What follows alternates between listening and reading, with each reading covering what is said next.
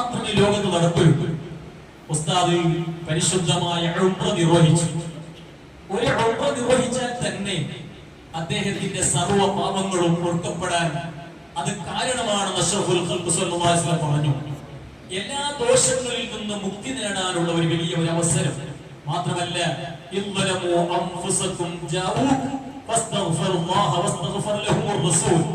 ദോഷം ചെയ്ത അടിമകൾ ഹബീബായ റസൂലുള്ളാഹി തങ്ങളുടെ റൗള ശരീഫിന്റെ മുൻവശത്ത് വന്നുകൊണ്ട്, നബിയെ ഞാൻ ഇവിടെ എത്തിയിട്ടുണ്ട്, ഞാൻ ദോഷിയാണ്, തെറ്റുകൾ വന്നവനാണ്, എനിക്ക് നീ പുറത്തു തരണേ ഹബീബായ തങ്ങളെ മുന്നിൽ പറയുമ്പോഴേ അതുകൊണ്ട് അല്ലാഹു തആല പാപങ്ങൾ പുറത്തു തരും. അങ്ങനെയുള്ള ഉംറയും മദീന സിയാറയും നടത്തി നാട്ടിൽ വന്ന് വീണ്ടും ഇൽമിയായ മേഖല തന്നെ തുടർന്നു പോകുമ്പോഴാണ് അല്ലാഹുവിന്റെ ഖദാ പ്രകാരം ഹാർട്ട് ബ്ലോക്ക് സംബന്ധമായ രോഗം ബാധിച്ച് ശിവമൊഗ്ഗ ഹോസ്പിറ്റലിൽ കടന്നു. അവിടുത്തെ ബ്ലോക്കുകളൊക്കെ നീക്കി ആരോഗ്യവനായി തിരിച്ച് നാട്ടിലേക്ക് വരുന്നു. പിറ്റേ ദിവസം ഡോക്ടർമാർ ചെക്കപ്പ് നടത്തി.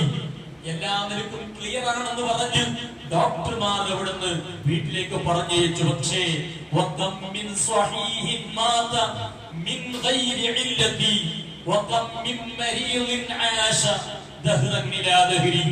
എത്ര രോഗികളാണ് ഇപ്പോൾ മരിക്കും, ഇപ്പോൾ മരിക്കും, കഫൻ എല്ലാ വസ്ത്രങ്ങളും വാങ്ങി വെച്ച് കാത്തിരിക്കുന്ന മക്കൾ, ഇപ്പോൾ മരിക്കുമെന്ന് കാത്തിരിക്കുന്ന കുടുംബങ്ങൾ.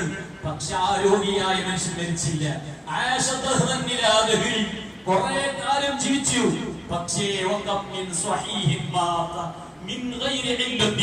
ഒറ്റൊരു രോഗം പോലും കാണാത്ത എത്ര ആരോഗ്യവന്മാരാണ് മരിച്ചു പോകുന്നത്. ഡോക്ടർ പറഞ്ഞു ഒന്നും സംഭവിക്കുന്നില്ല, എല്ലാം ആരോഗ്യവനാണെന്ന് പറഞ്ഞു വെച്ചപ്പോഴേ പക്ഷേ നേരളക്കെട്ടിലേക്ക് എടുത്താനുള്ള സമയമേ ഉള്ളൂ. മരണത്തിന് അത്രയും സമയം വേണ്ടതില്ല. അവിടെ എത്തുമ്പോൾ വീണ്ടും രോഗങ്ങൾ പിടികൂടുകയും അദ്ദേഹത്തിന്റെ മരണ ദിവസത്തെ കുറിച്ച് ആലോചിക്കുമ്പോ ഈമാനുള്ള ജനങ്ങളെ നാമൊക്കെ ചിന്തിക്കണം. നമുക്ക് മരിക്കാനുണ്ട്, നമുക്ക് മരിക്കാനുണ്ട്. ആ മരണം ഒരു നല്ല ദിവസത്തിലാകണം, അത് നല്ല ഒരു ദിവസത്തിലാകണം. നല്ലവരുടെ പ്രാർത്ഥന ലഭിക്കുന്ന മരണമായി നമ്മുടെ മരണം എത്തിച്ചേരേണ്ടതുണ്ട്. നമ്മുടെ ഉസ്താദുമാർ നിരന്തരം പറയുകയാണ്, പടച്ചറബ്ബേ എന്നെ വെള്ളിയാഴ്ച ദിവസം സയ്യിദുൽ അയ്യാം ആ ദിവസത്തിൽ എന്നെ മരിപ്പിച്ചു തരണം എന്ന് ദുആരക്കാത്ത ഹത്തി ഉസ്താദുമാരില്ലേ, ഞാൻ ആമീൻ പറയാത്ത മുഅ്മിനീങ്ങളില്ല. എന്നാൽ ആ ദുആ ഉസ്താദ് ദുആയിരുന്നു, അല്ലാഹു ഇജാബത്ത് കൊടുത്തു. ഒരു വെള്ളിയാഴ്ച, കഴിഞ്ഞ വെള്ളിയാഴ്ച മുഅ്മിനീങ്ങളെല്ലാം പള്ളിയിലേക്ക് വെള്ള വസ്ത്രം ധരിച്ച് വളരെ സന്തോഷത്തോടെ പള്ളിയിലേക്ക് ഇറങ്ങി പോകുന്ന നേരത്ത് ഉസ്താദിന്റെ ആത്മാവ് അല്ലാഹുവിന്റെ റഹ്മത്തിലേക്ക് നീങ്ങുകയാണ്. കഴിഞ്ഞ അന്നത്തെ ദിവസം അറഫ ദിവസമാണ്. മുഅ്മിനീങ്ങൾ മുഴുവൻ നോമ്പനുഷ്ഠിച്ച് അല്ലാഹുവിലേക്ക് അടുത്ത് അല്ലാഹുവിനെ ഓർത്തുകൊണ്ട് ഇബാദത്തിലൂടെ ധന്യമാകുന്ന മുഹൂർത്തം. ആ മുഹൂർത്തത്തിലാണ്, ആ ദിവസത്തിലാണ് ഉസ്താദിന്റെ റൂഹ് അല്ലാഹുവിന്റെ റഹ്മത്തിലേക്ക് നീങ്ങുന്നത്.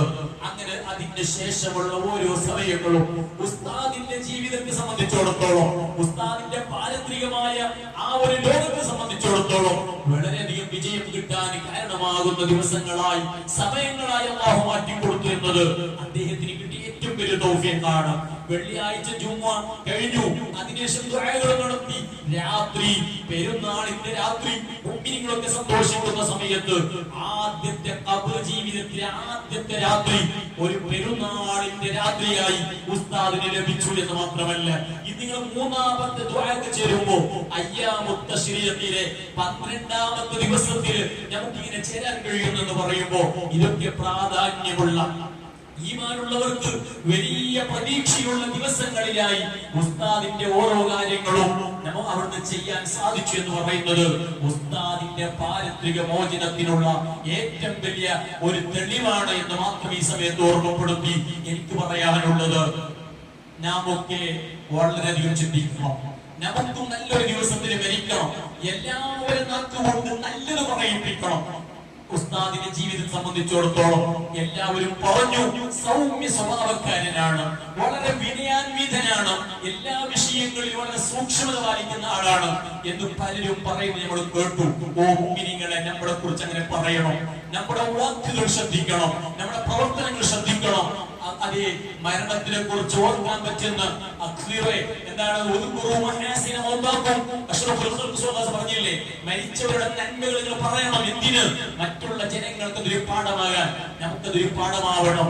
നാം നല്ല സ്വഭാവക്കാരായി, നല്ല വറവുള്ളവരായി, സൂക്ഷ്മത ഉള്ളവരായി, നമുക്ക് നല്ലൊരു മരണത്തിന് കാത്തിരിക്കാൻ പറ്റുന്ന രൂപത്തിലുള്ള ഈമാൻ കിട്ടാനും യഖീൻ കിട്ടാനും ഉസ്താദിന്റെ മരണം ചിന്തിക്കാനും ഒരു കാരണമാവട്ടെ എന്ന് മാത്രം ഈ സമയത്ത് ഓർമ്മപ്പെടുത്തി. അർഹമർ റഹീമീനായ റബ്ബേ, നമ്മുടെ ഈ സദസ്സിനെ കബൂലാക്കണം റഹ്മാനെ, നീ കബൂലാക്കണം റഹ്മാനെ.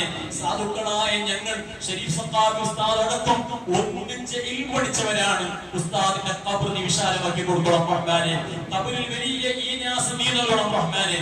അദ്ദേഹത്തെയും കുടുംബങ്ങളെയും നമ്മയും നമ്മുടെ കുടുംബങ്ങളെയും അഷ്റഫുൽ ഖൽഖ് സ്വല്ലല്ലാഹു അലൈഹി വസല്ലം തങ്ങളുടെ ശഫാഅത്തിൽ നീ ഒരുമിച്ച് കൂട്ടണം റഹ്മാനെ. അല്ലാഹു അവിടുത്തെ പ്രിയപ്പെട്ട ഭാര്യ വിധവയായിക്കൊണ്ട് അല്ലാഹുവേ നീ ക്ഷമ നൽകണേ അല്ലാഹ്.